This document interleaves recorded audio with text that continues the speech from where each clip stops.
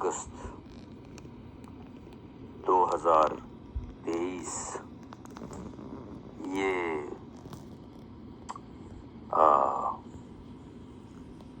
Interview, organic interview, میں پہلی دفعہ یہ ٹرم استعمال کیا. آرگینک سے مراد یہ ہے کہ یہ کوئی فینسی نہیں کیا جائے گا، اس کا کوئی میک اپ نہیں ہوگا، اس کا کوئی ایڈیٹنگ نہیں ہوگی. یہ بس جیسے ہے ویسے ہی بالکل قدرتی طور پر پیش کر دیا جائے گا پوری دنیا کے سامنے. آج میں خوش قسمتی سے پہنچ سکا ہوں جناب مامون ایمن صاحب کی خدمت میں فون کے اوپر. یہ نیو یارک میں تشریف رکھتے ہیں اور عرصہ دراز سے بہت بڑی خدمات انہوں نے سر انجام دی ہیں. شعر و ادب کی تو انہوں نے ایک قسم سے محافل وہاں منعقد کرنے کے بانی رہے ہیں. آپ انگلش کے پروفیسر جو پڑھاتے رہے ہیں ایک عرصے طویل تک وہاں سسٹم میں، local educational system of new York میں، اور اردو کے ماہر تو ہیں ہی.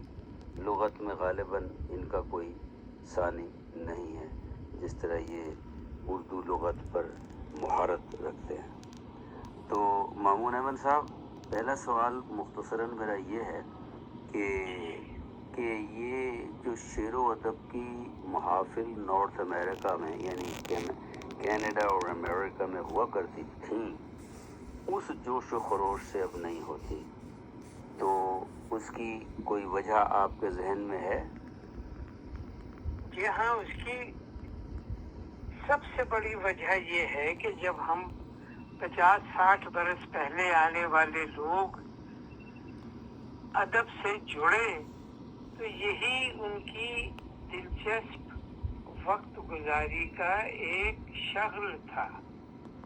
وہ محافلیں برپا کرتے تھے، ایک دوسرے سے ملتے تھے، خلوص پیش کرتے تھے اور اپنے وطن کو یاد کرتے تھے. لیکن اس ملک کی فطرت یہ ہے کہ تارکین وطن یہاں آتے ہیں، جستجو کرتے ہیں، مالی طور پر خوشحال ہوتے ہیں، تو وہ بڑے بڑے ملکوں کے چھوٹے چھوٹے اپارٹمنٹ سے نکل کر قرب و جوار کے علاقوں میں گھر خرید لیتے ہیں. اور جب ان کے پاس اور پیسے ہوتے ہیں تو وہ پھر دوسری ریاستوں میں جا کر بس جاتے ہیں اور امریکہ میں گم ہو جاتے ہیں. اچھا، گم ہو جاتے ہیں. یہ فطرت ہے اس ملک کی. اس لیے اب لوگوں میں خود وہ گم ہو جوش جاتے ہیں اور نسلیں غائب. نہیں جو پہلے تھا. جی بالکل. لوگ مالی طور پر خوشحال ہو چکے ہیں، بے شک، لیکن ادب سے جڑا رہنا ایک شغل ہے. شغل کا صحیح لفظ استعمال کیا ہے آپ نے. اور دوسرا سوال میرا یہ ہے کہ یہ جو فیملیز 50-60-70 سال پہلے نارتھ امریکہ آئی تھیں اور امیگرینٹس بن گئے تھے،